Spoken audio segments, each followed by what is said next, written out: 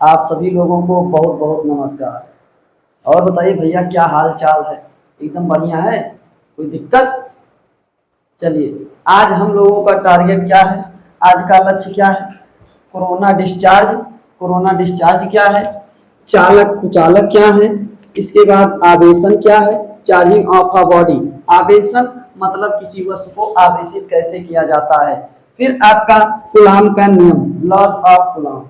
फिर आपका क्या है? अध्यारोपण का सिद्धांत, सुपरपोजिशन थ्योरम। शुरू किया जाए।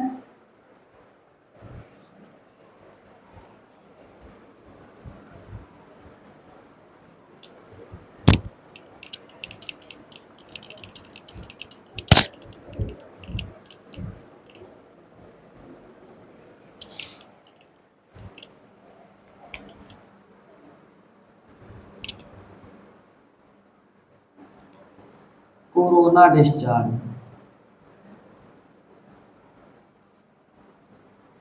कोरोना डिस्चार्ज क्या है? आपको बस यहाँ पर ये बात ध्यान देनी है।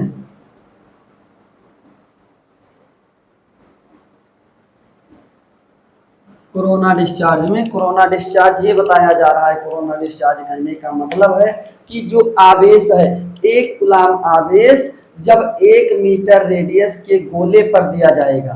किस पे? 1 मीटर की जो रेडियस है, 1 मीटर की त्रिज्या वाला जो गोला है। कितने मीटर की? 1 मीटर की त्रिज्या वाले गोले पर जब एक कूलाम आवेश दिया जाता है। कितना आवेश दिया जाता है? 1 कूलाम आवेश। ये 1 कूलाम आवेश क्या करते हैं? यहां से क्या होता है? डिस्चार्ज का मतलब समझना। आपने बरसात में बिजली चमकते देखा है कि नहीं देखा है? देखा है। उसी प्रकार जब 1 मीटर का कोई गोला हो, उस गोले पर क्या किया जाए? 1 कूलाम का आवेश दे दिया जाए तो वहां से क्या निकलेंगी? यहां से आपकी जैसे बिजली चमकती है, यहां से क्या निकलती रहेंगी? रेस निकलती रहेंगी। ठीक, ये आपका है कोरोना डिस्चार्ज। कोरोना डिस्चार्ज का मतलब स्पार्किंग होना, लाइटिंग होना, बिजली चमकना। कोरोना डिस्चार्ज का मतलब क्या? बिजली चमकना। जैसे आपकी बिजली चमकती है, यही है आपका कोरोना डिस्चार्ज। बिजली चमकना। जब 1 मीटर की त्रिज्या वाले गोले पर 1 कूलाम का आवेश दे दिया जाएगा तो वहां पर क्या होगा? वहां पर लाइटिंग होगी, बिजली चमकेगी, बिजली की तरह। कभी तार शॉर्ट होते हुए देखा है? वही है आपका स्पार्किंग, वही है शॉर्ट होना, शॉर्ट। ठीक, तो स्पार्किंग क्या हो रही? बिजली चमक रही है। कहां पर? आपकी स्पार्किंग कब होगी? कोरोना डिस्चार्ज क्या है? जब 1 कूलाम का आवेश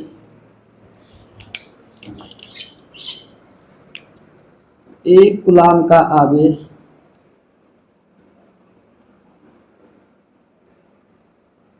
1 मीटर की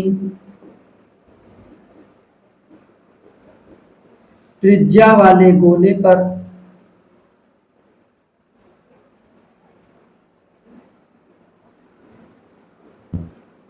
दिया जाता है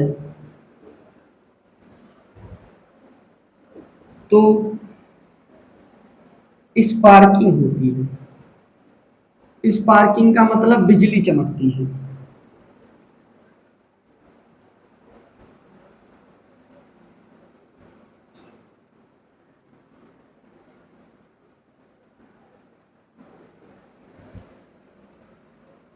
क्या होती है? बिजली चमकती है।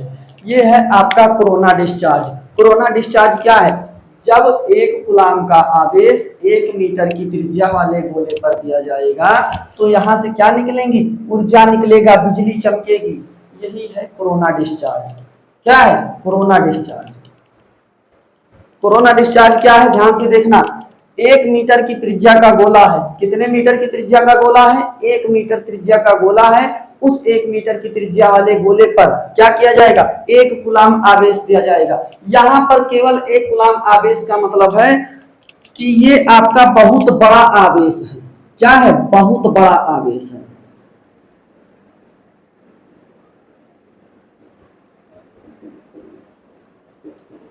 बहुत बड़ा आवेश है। कौन? एक कुलाम बहुत बड़ा आवेश है, जिसे 1 मीटर की गोले की जो 1 मीटर की त्रिज्या है उस पर 1 कुलाम का आवेश दे दिया गया, तो वहां पर बिजली चमकेगी। क्या चमकेगी? बिजली की तरह चमकेगा। वो बिजली की तरह चमकेगा तो स्पार्किंग होगी। क्या होगी? स्पार्किंग होगी। स्पार्किंग को ही बिजली चमकना कह रहे हैं। ठीक, इतनी बात लिख लीजिए।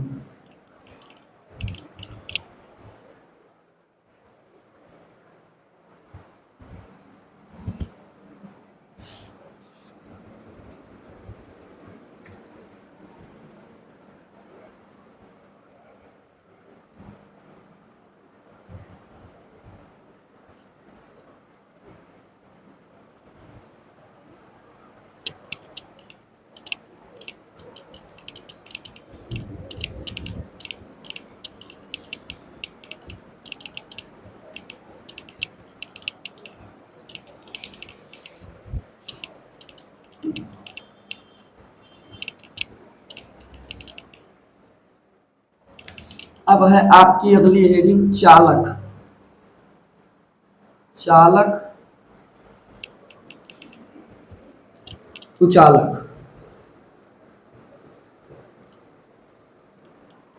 चालक को क्या कहेंगे? कंडक्टर। कुचालक को इंसुलेटर।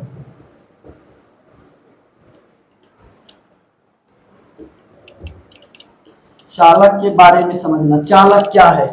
चालक आपके जो होते हैं, चालक पर क्या होते हैं? आपका जो एक अणु पाया गया, आपके जो तत्व पाए गए हैं, वहां पर क्या होगा? आपका क्या है? ये आपका एक तत्व है या एक चालक है। इस चालक में क्या है कि इसमें इलेक्ट्रॉन और प्रोटॉन सभी बंधे रहते हैं।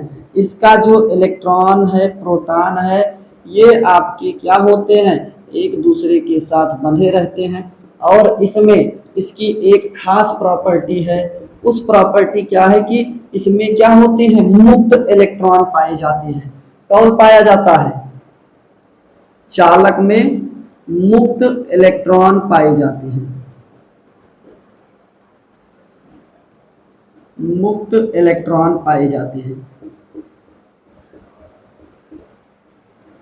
क्या पाए जाते हैं? मुक्त इलेक्ट्रॉन पाए जाते हैं चालक में। और अब मुक्त इलेक्ट्रॉन पाए गए चालक में, तो अब यहां पर क्या होगा?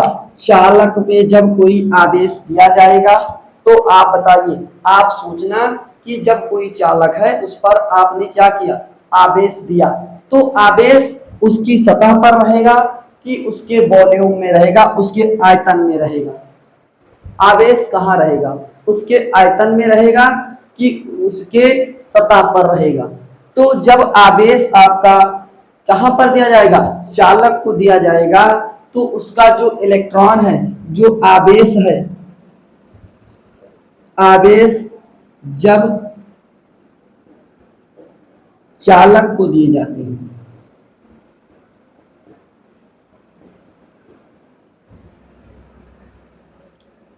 तो आवेश सतह पर पाया जाता है।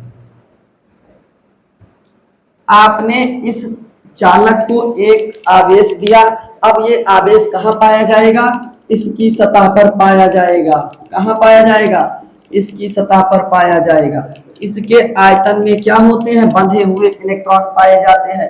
इसमें बहुत भारी संख्या में मुक्त इलेक्ट्रॉन पाए जाते हैं। क्या पाया जाता है? मुक्त इलेक्ट्रॉन पाए जाते हैं। किसमें? चालक में। चालक में मुक्त इलेक्ट्रॉन पाए जाते हैं।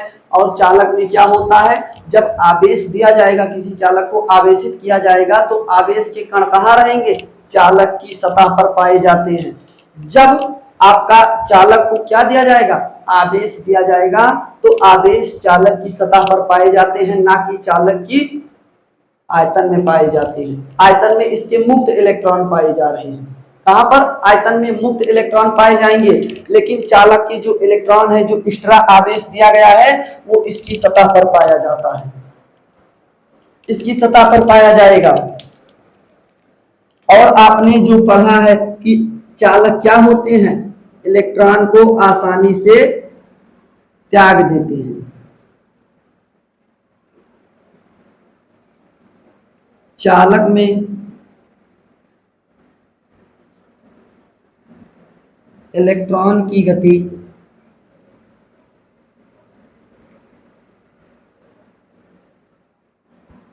आसानी से होती है।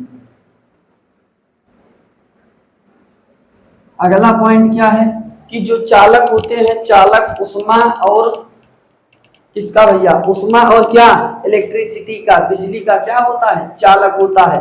जो उष्मा के क्या होते हैं, सुचालक होते हैं, उष्मा के सुचालक होते हैं।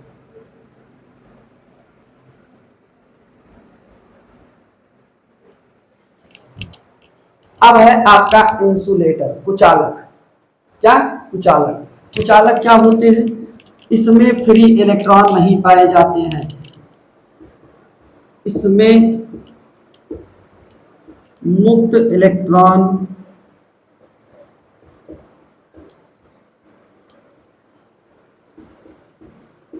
नहीं पाए जाते हैं। और आपके जो चालक हैं, चालक, कुचालक, अब इस कुचालक में क्या होता है कि इस कुचालक में इलेक्ट्रॉन और आपकी जो इलेक्ट्रॉन प्रोटॉन है ये एक दूसरे से बंधे रहते हैं। क्या होते हैं, बंधे रहते हैं। चालक के इलेक्ट्रॉन और प्रोटॉन बंधे रहते हैं, इनमें आसानी से इलेक्ट्रॉन का त्याग नहीं किया जा सकता। ये आसानी से इलेक्ट्रॉन को नहीं त्यागते हैं। कौन, कुचालक। कुचालक में जो आवेश दिया जाता है, जहां पर दिया जाएगा वहीं पर रह जाएगा।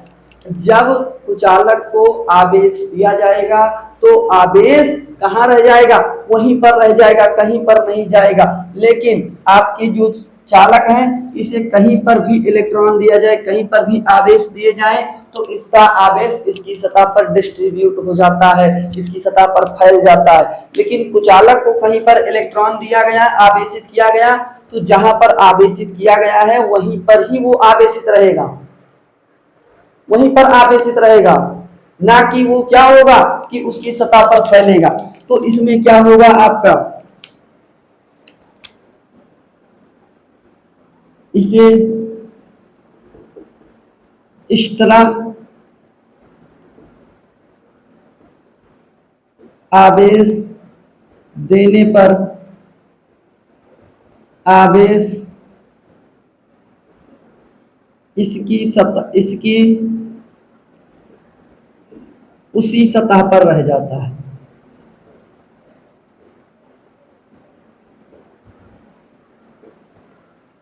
उसी सतह पर रह जाएगा, आवेश कहीं नहीं जाने वाला, कहीं नहीं जाएगा, इसकी सतह पर ही रह जाएगा। ये है आपके कुचालक, जो उष्मा का प्रवाह जिसमें नहीं होता है, जिसमें उष्मा का प्रवाह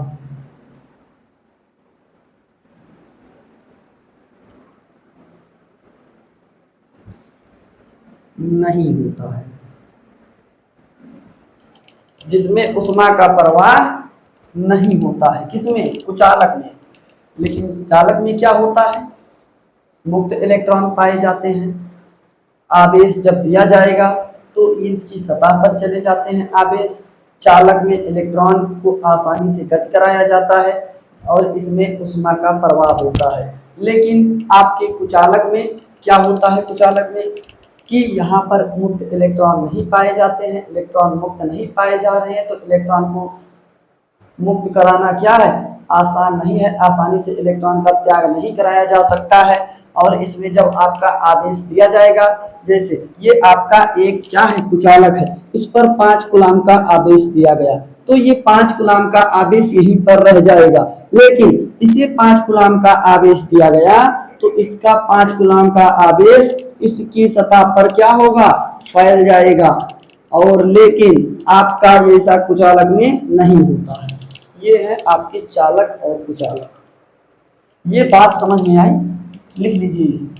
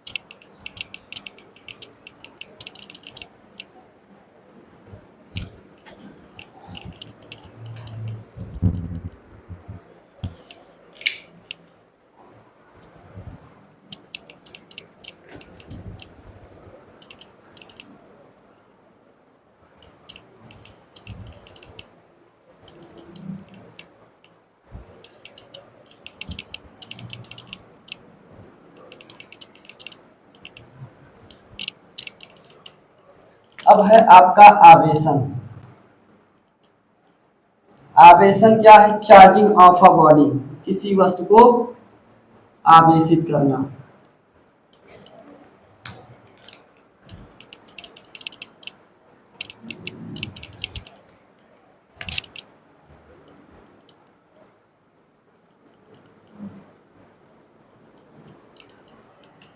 इसके तीन तरीके हैं, आवेशन के तीन तरीके हैं। किसी वस्तु को आवेशित करने का तीन तरीका है।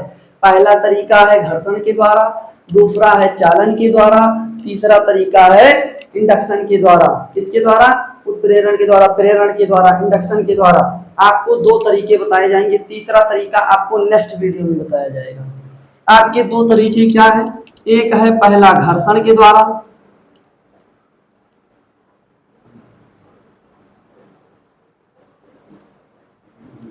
घर्षण के द्वारा, दूसरा है आपका चालन के द्वारा।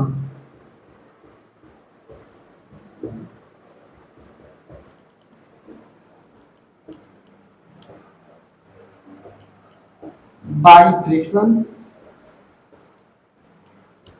By conduction.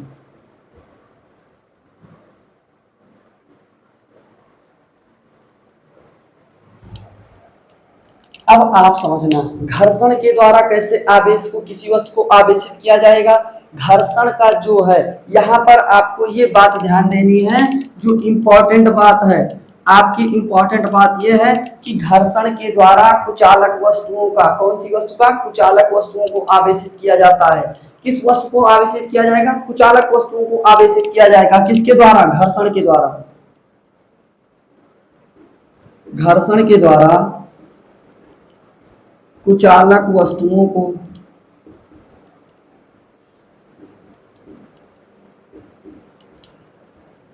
आवेशित किया जाता है।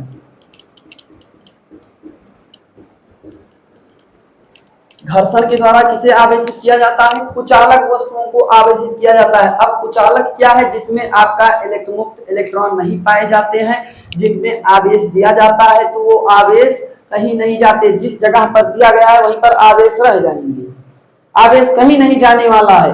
तो यहाँ पर जो घर्षण है, घर्षण के द्वारा कुचालक वस्तुओं को आवेशित किया जाता है। और इसे जब आवेशित किया जाएगा तो क्या होगा? इसमें विपरीत प्रकृति के, किसके? विपरीत प्रकृति के आवेश उत्पन्न होते हैं। विपरीत प्रकृति के,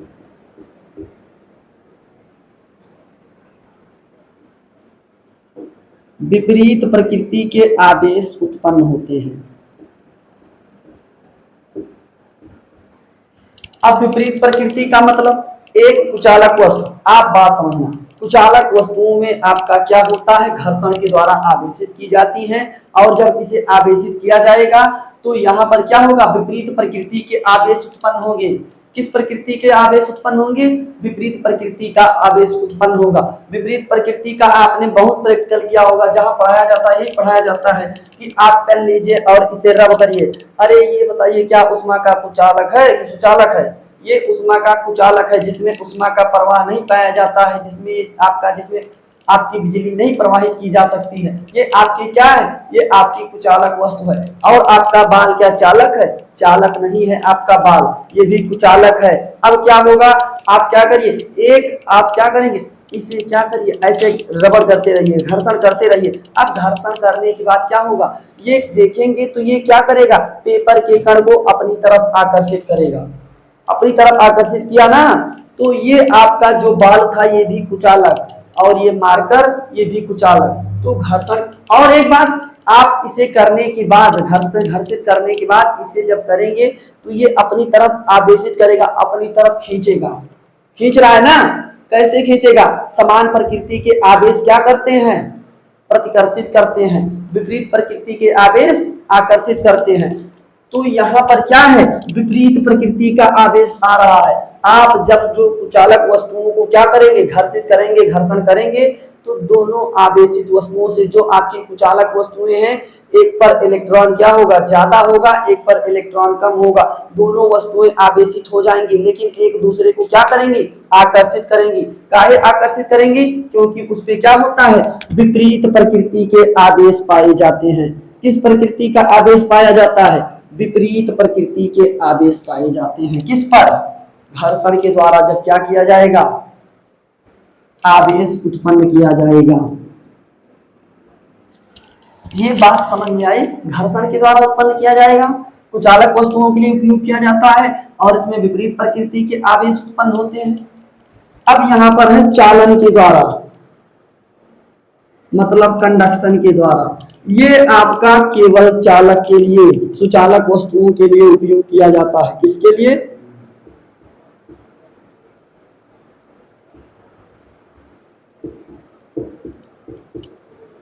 चालक वस्तुओं के लिए उपयोग किया जाता है। किसके लिए, चालक वस्तुओं के लिए, चालक निकाय के लिए उपयोग किया जाएगा। चालक वस्तुओं के लिए किसका उपयोग किया जाता है, चालन के द्वारा। मतलब यहां पर समान प्रकृति का आवेश आएगा। कैसे आएगा, समान प्रकृति का आवेश आएगा।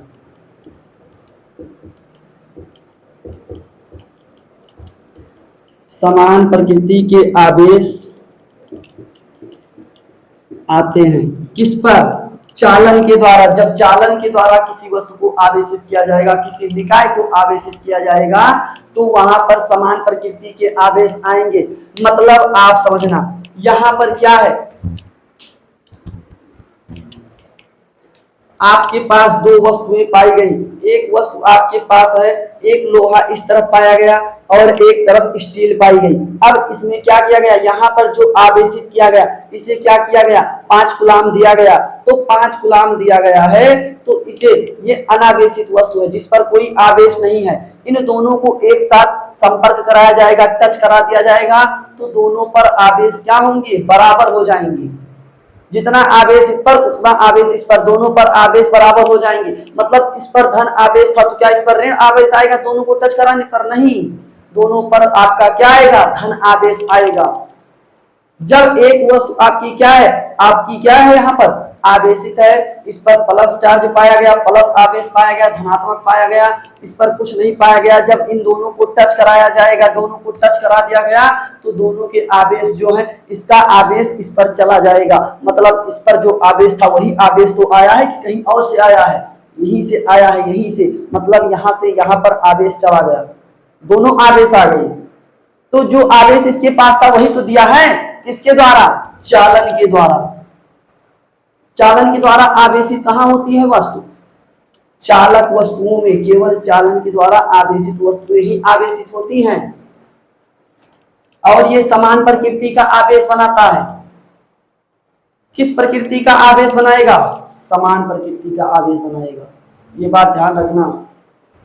फिर है आपका यहां पर, ये तो कंडक्शन हो गया, चालन हो गया। मतलब एक वस्तु है, इस पर 5 कूलाम आवेश दिया गया। कितना आवेश दिया गया, 5 कूलाम आवेश दिया गया।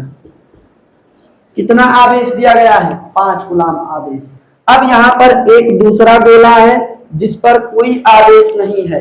अब इन दोनों को क्या किया जाए, टच करा दिया जाए।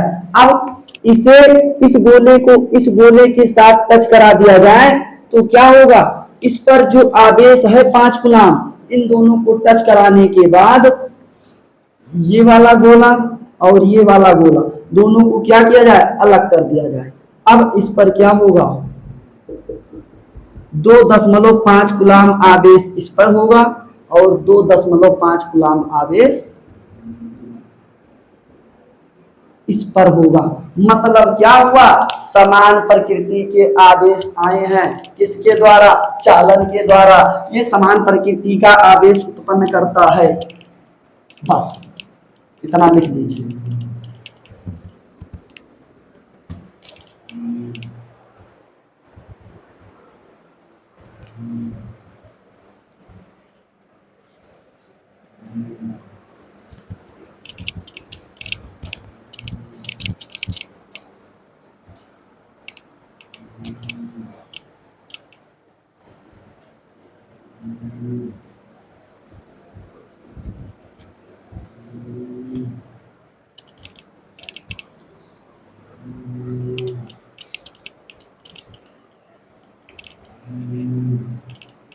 अगला है भैया कूलाम का नियम।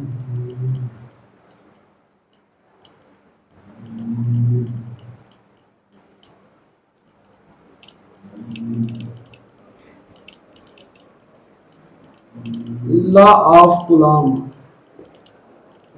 कूलाम का नियम क्या है? कूलाम के नियम में क्या बताया जाएगा? जो कूलाम का नियम है आपने जैसे पढ़ा है क्लास 11 में न्यूटन का नियम, न्यूटन के गुरुत्वाकर्षण का नियम पढ़ा है, गुरुत्वाकर्षण बल पढ़ा है। तो आपके जो गुरुत्वाकर्षण बल है, गुरुत्वाकर्षण बल बताया गया है एकदम जो गुरुत्वाकर्षण बल है उसी की कॉपी किसने की है? कूलाम ने की है। जैसे जैसे गुरुत्वाकर्षण बल को बनाया गया उसी प्रकार क्या किया गया है? कूलाम के नियम को यहाँ पर बताया गया है। कूलाम ने जो अपना नियम बनाया है ये न्यूटन के गुरुत्वाकर्षण बल की चोरी की है। जैसे आपको गुरुत्वाकर्षण बल में क्या क्या बताया गया है कि एक तरफ आपका है गुरुत्वाकर्षण बल, गुरुत्वाकर्षण बल क्या बताया गया है? गुरुत्वाकर्षण बल दो द्रव्यमानों के बीच में लगने वाला आकर्षण बल क्या है? गुरुत्वाकर्षण बल है, जो उसकी त्रिज्या के वर्ग के व्युत्क्रमानुपाती होता है। क्या होता है? त्रिज्या के वर्ग के व्युत्क्रमानुपाती होता है। तो दो द्रव्यमान, एक द्रव्यमान m1 और एक द्रव्यमान m2, इन दोनों के बीच में जो दूरी है वो है r। तो दो द्रव्यमानों के बीच में, इस द्रव्यमान और इस द्रव्यमान के बीच में जो आकर्षण बल लग रहा है तो ये है आपका F बराबर क्या? F directly proportional to m1 समानुपाती, फिर आपका F directly proportional to m2 मतलब F समानुपाती m1 पहला द्रव्यमान, F समानुपाती m2 और त्रिज्या के वर्ग के व्युत्क्रमानुपाती, जो त्रिज्या का वर्ग है उसके वर्ग के व्युत्क्रमानुपाती मतलब उल्टा। तो यहां पर क्या है? F व्युत्क्रमानुपाती m1 m2 बटा r स्क्वायर। तो F जब आपका ये समानुपाती का चिन्ह हटेगा तो यहां पर क्या आएगा?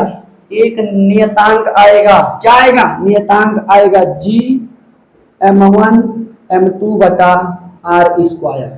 ये आपका न्यूटन के गुरुत्वाकर्षण बल का नियम है। गुरुत्वाकर्षण बल का नियम क्या है? दो द्रव्यमानों के बीच में, दो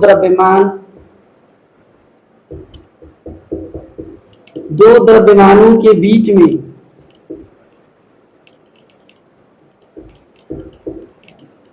लगने वाला आकर्षण बल उसकी त्रिज्या के वर्ग के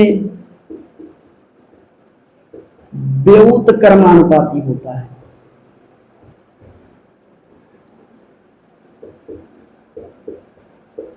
व्युत्क्रमानुपाती होता है। दो द्रव्यमानों के बीच में, एक द्रव्यमान ये, एक द्रव्यमान ये है न्यूटन का गुरुत्वाकर्षण का नियम। तो क्या है? ये आपका द्रव्यमान की बराबर क्या है कि समानुपाती है तथा उसकी त्रिज्या के वर्ग के व्युत्क्रमानुपाती है। ये है आपका गुरुत्वाकर्षण बल। इसी प्रकार आपका क्या है? वैद्युत बल है। क्या है? वैद्युत बल है। कूलाम ने अपने वैद्युत बल के बारे में बताया है। कूलाम ने किसके बारे में बताया है? वैद्युत बल के बारे में बताया है। तो जो कूलाम का नियम है यहाँ पर क्या है? कूलाम ने सेम एकदम यही नियम कॉपी किया है। क्या कॉपी किया है? दो द्रव्यमान है, कौन कौन से? वहां पर द्रव्यमान लिया गया, यहाँ पर आवेश लिया गया। दो आवेश हैं Q1 और Q2। इनके बीच की दूरी क्या है? R है। इसके बीच की दूरी क्या है? R है। अब इसमें जो वैद्युत बल लग रहा है यहाँ पर आपका F क्या है? गुरुत्वाकर्षण बल है। ये F क्या है? वैद्युत बल है। F डायरेक्टली मतलब समानुपाती Q1, F समानुपाती Q2, F व्युत्क्रमानुपाती R स्क्वायर। अब क्या है? ये जब आपका नियतांक ये हटेगा, चिन्ह हटेगा समानुपाती का, तो एक नियतांक का चिन्ह आएगा। वो आया है K Q1 Q2 बटा R स्क्वायर। यहां पर F क्या है? वैद्युत बल है। और यहां पर F क्या है, गुरुत्वाकर्षण बल है।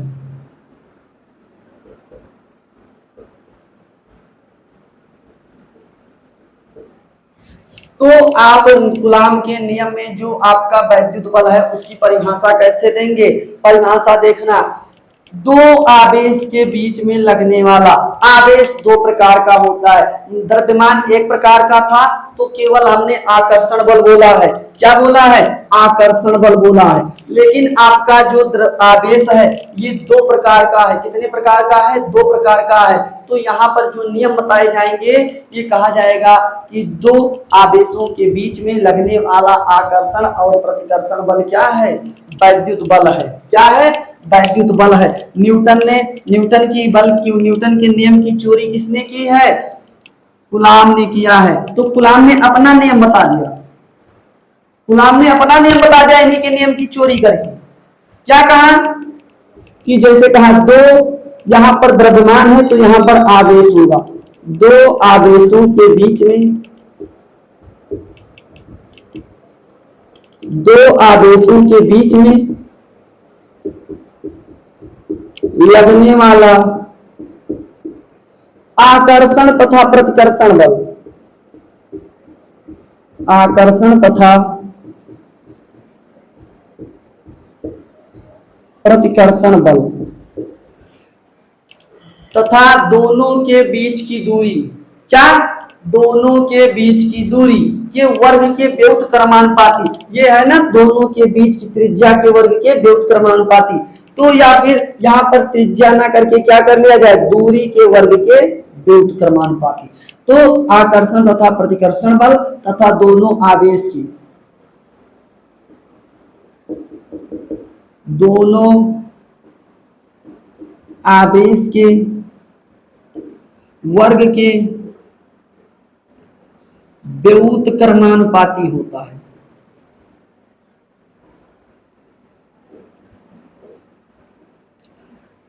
दोनों के, अब आपको रट्टा नहीं लगाना है, आपको केवल यही बात ध्यान देनी है, आपके एक तरफ क्या है, गुरुत्वाकर्षण बल है, एक तरफ कूलाम का नियम है, वैद्युत बल है। तो दोनों बलों में क्या समानता है, यहाँ पर द्रव्यमान लिया गया है, यहाँ पर क्या लिया गया है, आवेश लिया गया है। अभी हमने बताया जैसे द्रव्यमान किसी वस्तु का वह गुण है जिसकी वजह से क्या लगता है, गुरुत्वाकर्षण बल लगता है। लेकिन आपका क्या है, वैद्युत बल क्या बताया गया था, आवेश क्या बताया गया था, आवेश किसी वस्तु का वह गुण है जिसकी वजह से क्या करता है, आकर्षण तथा प्रतिकर्षण बल, दो बल आया, आकर्षण और प्रतिकर्षण दोनों आ गए, दोनों बल आए हैं, दो बल आए हैं। तो आवेश की प्रकृति, आवेश दो प्रकार का है, द्रव्यमान केवल एक प्रकार का है। द्रव्यमान हमेशा धनात्मक होता है, कोई ऐसा नहीं कहेगा कि हमारा जो द्रव्यमान है -70 किलोग्राम है, कहेगा, कभी नहीं कहेगा।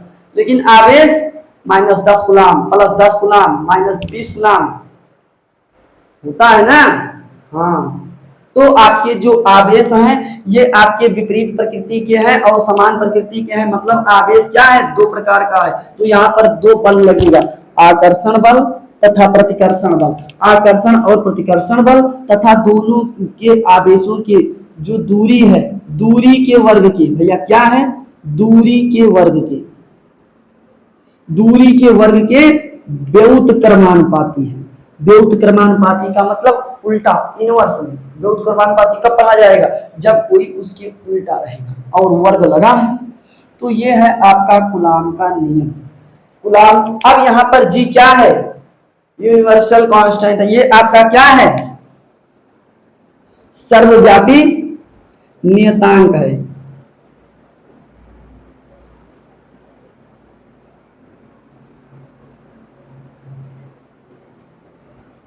इसमें ये हमेशा समान रहेगा, चाहे आप चंद्रमा पर चले जाइए तब भी जी का मान समान रहेगा, आप पृथ्वी पर हैं तब भी जी का मान समान रहेगा, आप कहीं और चले जाइए, मंगल पर चले जाइए तब भी जी का मान समान है। लेकिन यहाँ पर क्या है, यहाँ पर क्या दिक्कत आ रही है, जो के है के, इसका मान बदलता रहता है, इसका मान क्या होता है, बदलता रहता। ये हवा में है तो के का मान दूसरा, पानी में रख दिया गया के का मान दूसरा, तो आपका के बदलता रहता है। ये सर्वव्यापी नियतांक नहीं है, ये वैद्युत परावैद्युतांक कहा गया है। ठीक, तो आपका कूलाम का नियम ये है और गुरुत्वाकर्षण बल ये है। ठीक, ये आप इतना लिख लीजिए।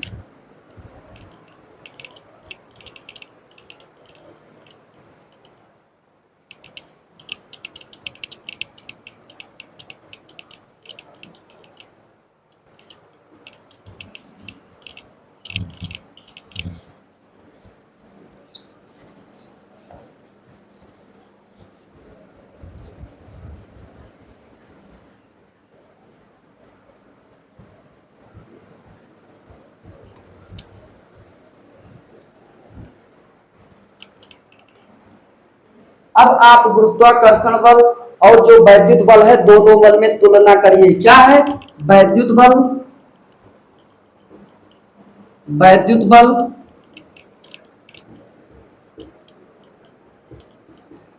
गुरुत्वाकर्षण बल, दोनों बल में समानता प्रदर्शित करिए।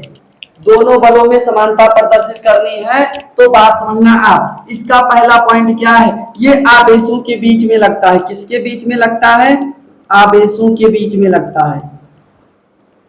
ये दो आवेशों के बीच में बल लगता है। किसमें लगता है, दो आवेशों के बीच में लगता है। और ये क्या लगता है, दो द्रव्यमानों के बीच में लगता है। दो द्रव्यमानों के बीच में लगता है। और अगली बात, ये दूरी के वर्ग के क्या होता है, व्युत्क्रमानुपाती होता है। दूरी के वर्ग के व्युत्क्रमानुपाती होता है।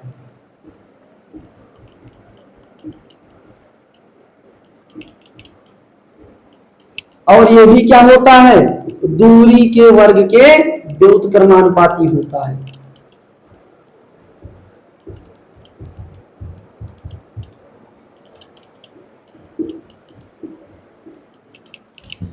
ये आपका लंबी दूरी के लिए मतलब लॉन्ग रेंज के लिए लगता है। लंबी दूरी के लिए लगता है।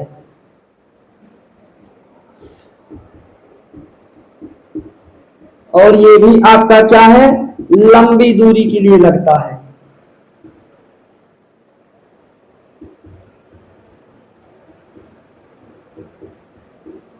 लगने का मतलब यहाँ पर केवल एक मतलब है, ये लंबी दूरी पर भी आवेश एक दूसरे पर बल लगाते हैं।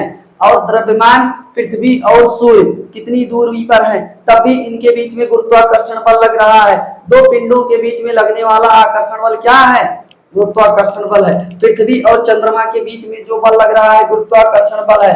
आपके बीच, आप यहाँ पर बैठे हैं, हम यहाँ पर हैं, आप दोनों के बीच में जो बल लग रहा है गुरुत्वाकर्षण बल है। आपका द्रव्यमान, हमारा द्रव्यमान, और दोनों के बीच की दूरी क्या है, r है। तो आपका क्या बताया गया, F आपका जो गुरुत्वाकर्षण बल है समानुपाती, हमारा द्रव्यमान आपका द्रव्यमान, फिर हमारे और आपके बीच की दूरी F व्युत्क्रमानुपाती किसके, दूरी के वर्ग के। आप जहां पर हैं और हम यहाँ पर, दोनों के बीच की जो दूरी है इसके वर्ग के व्युत्क्रमानुपाती क्या है, आपका गुरुत्वाकर्षण बल है। इसी प्रकार आवेश, दो आवेश, एक आवेश आपका कहाँ है, एक आवेश आपका यहाँ रख दिया जाए और एक आवेश यहाँ रख दिया जाए तो इसके बीच की जो दूरी है ये क्या है, F इक्वल टू के Q1 Q2 बटा R स्क्वायर। यही है कूलाम का नियम और कुछ नहीं है। जो आपका ये कूलाम का नियम है, वैद्युत बल किस पर निर्भर करता है, माध्यम पर निर्भर करता है। माध्यम पर निर्भर करता है, जबकि आपका गुरुत्वाकर्षण बल माध्यम पर निर्भर नहीं करता है।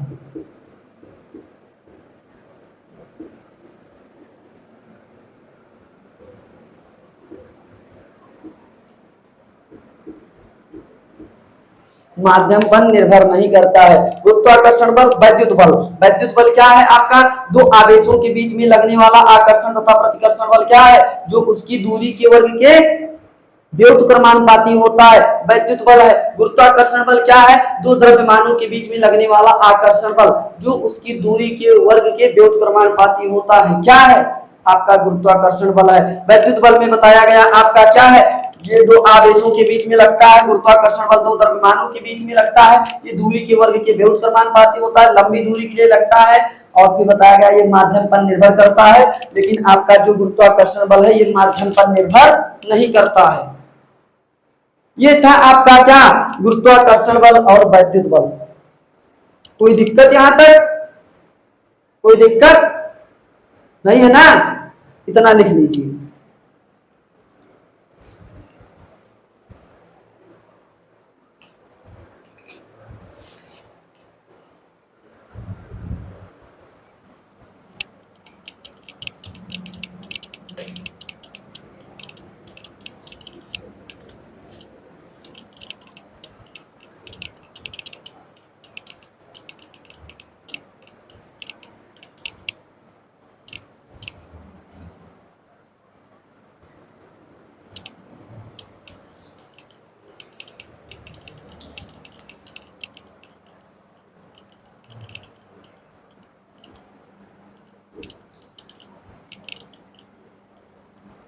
अध्यारोपण का सिद्धांत।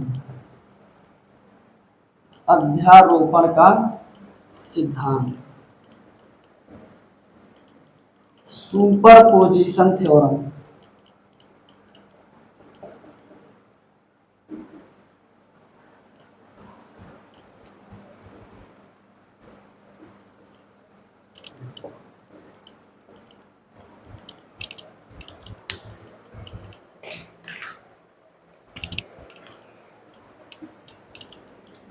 अध्यारोपण का सिद्धांत क्या है आप समझना।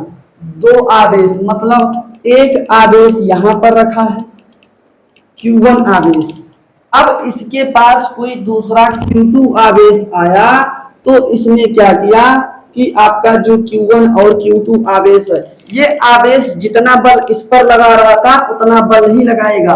अब यहां पर क्या हुआ, एक दूसरा आवेश आया Q3, जितना बल आपका, ये है आपका R1, ये है आपका R2, अब ये आपका Q3 और Q1, तो जितना बल Q1 Q2 के साथ लगाता था वो वैसा ही लगाता रहेगा, लेकिन जब Q1 Q3 आ गया तो ये भी क्या करेगा, Q3 के पास साथ भी बल लगाएगा।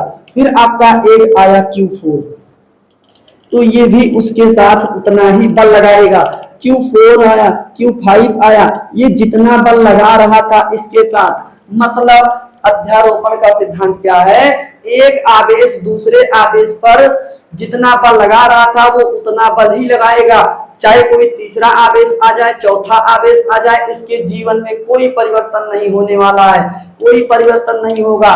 जो आवेश है आपका Q1 Q2 के बीच में जो बल लग रहा है वो लगाएगा, उतना ही बल लगाएगा, लेकिन यही आपका Q1 आवेश Q3 के साथ भी उतना बल लगाएगा। Q1 Q3 के बीच में जो बल लग रहा है ये आपको Q1 Q2 के साथ जो बल लग गया, लेकिन अब इस Q2 को ये पता नहीं चलेगा कि Q1 Q3 के साथ भी बल लगा रहा है, नहीं पता चलेगा। अब ये जो Q3 और Q2 है, इन दोनों को ये नहीं पता चलेगा कि ये Q1 Q4 के साथ बल लगा रहा है, ये नहीं पता चलेगा। अब Q4 Q3 Q2 को ये नहीं पता चलेगा कि Q1 Q5 के साथ भी बल लगा रहा है, ये बात नहीं पता चलेगी। और नहीं समझ में आई है तो आप समझना, केवल कहानी सुनते जाना, समझते जाना। एक है कौन भैया, पिंकी। कौन है, पिंकी। अब पिंकी के जीवन में आया कौन, कलुआ। कौन आया, कलुआ।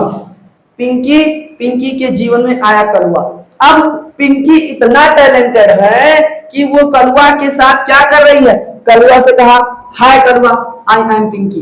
अब इसने पिंकी के साथ मित्रता की, तो पिंकी इतनी टैलेंटेड है भैया कि कल्लू के साथ तो अच्छा संबंध बना के रखी है।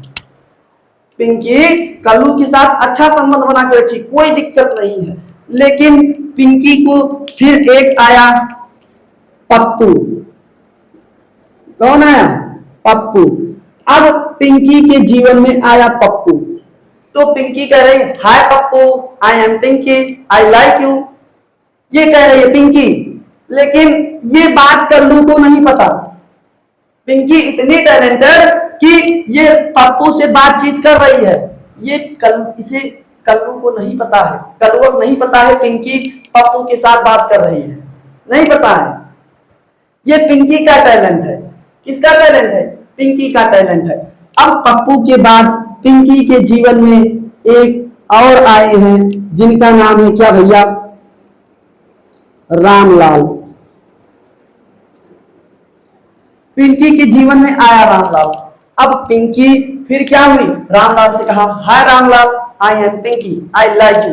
अब पिंकी रामलाल के साथ रामलाल को भी उतना टाइम दे रही है, पप्पू को भी टाइम दे रही है, कल्लू को भी टाइम दे रही है, तीनों को टाइम दे रही। लेकिन कल्लू और पप्पू को ये नहीं पता है कि पिंकी रामलाल से भी बात करती है, रामलाल को भी उतना समय दे रही है। और रामलाल और पप्पू को ये नहीं पता है कि पिंकी कल्लू से भी बात करती है। यह है पिंकी का टैलेंट, यही है अध्यारोपण का सिद्धांत। तो आवेश जो है जितना बल इसके साथ लगाएगा, इसे नहीं पता है कि ये Q1 आवेश इसके साथ भी बल लगा रहा है। ठीक, अब इस Q2 आवेश को ये नहीं पता चलेगा कि Q1 Q3 के साथ भी बल लगा रहा है, नहीं पता चलेगा, कभी नहीं पता चलेगा। जो पिंकी का टैलेंट है वही आवेश का टैलेंट है। तो यही है अध्यारोपण का सिद्धांत, यही है अध्यारोपण का सिद्धांत, कोई रॉकेट साइंस नहीं है अध्यारोपण का सिद्धांत। तो आपके जो पिंकी का टैलेंट देखा, पिंकी पप्पू से, कल्लू से, रामलाल से, और कोई नाम ले लिया जाए? क्या नाम ले लिया जाए भैया?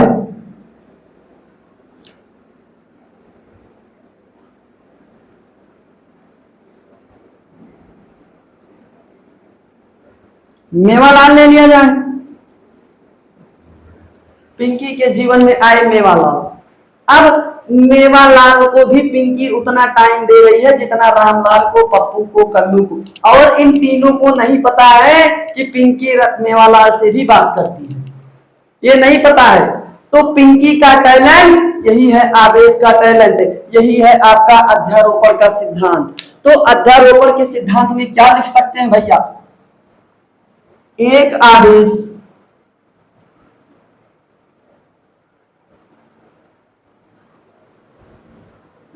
दूसरे आवेश पर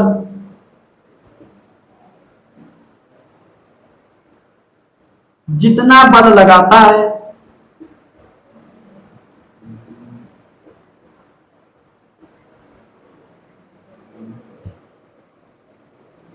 किसी दूसरे आवेश के आ जाने से, किसी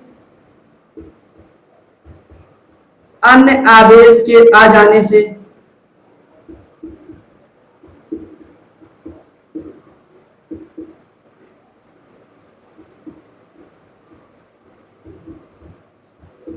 उसका बल कम नहीं होता है। मतलब भैया पिंकी के जीवन में कल्लू आया, तब भी इसका पिंकी का जो कल्लू के प्रति प्रेम था वो भी कम नहीं हुआ। फिर इसके जीवन में पप्पू आया, इसके जीवन में भी कम नहीं हुआ। मतलब जितना प्यार पिंकी इससे करती थी उतना प्यार इससे पप्पू से कर रही है। अब पिंकी जितना प्यार रामलाल से कर रही है उतना प्यार पप्पू और कल्लू से कर रही है। अब पिंकी मेवालाल से भी उतना प्यार करने लगी। तो पिंकी का जो नियम है, जो इतनी टैलेंटेड पिंकी बहुत टैलेंटेड है, इसी प्रकार आवेश भी क्या है? बहुत टैलेंटेड है। आवेश बहुत टैलेंटेड है। तो आवेश क्या है? आवेश, एक आवेश ये और एक आवेश ये, एक आवेश ये, एक आवेश ये, एक आवेश ये, दोनों आवेश एक दूसरे पर जितना बल लगा रहे हैं। अब एक आवेश ये, एक आवेश ये, एक तीसरा आवेश आया, इसका कोई फर्क नहीं पड़ेगा। इस आवेश की वजह से इन दोनों के बल पर कोई फर्क नहीं पड़ेगा।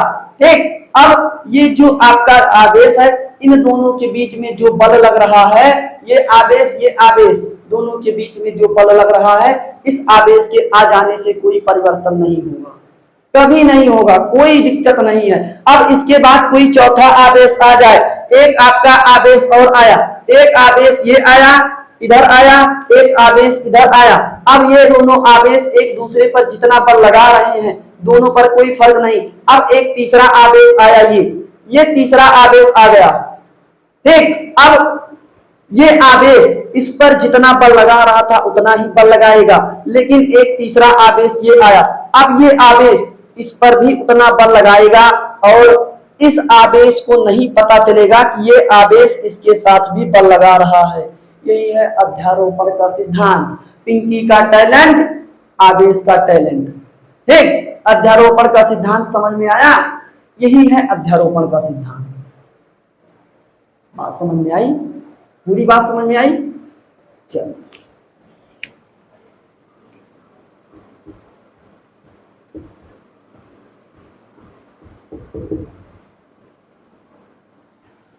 Thank you. ठीक, पढ़ते रहिए। तब तक के लिए ओके बाय।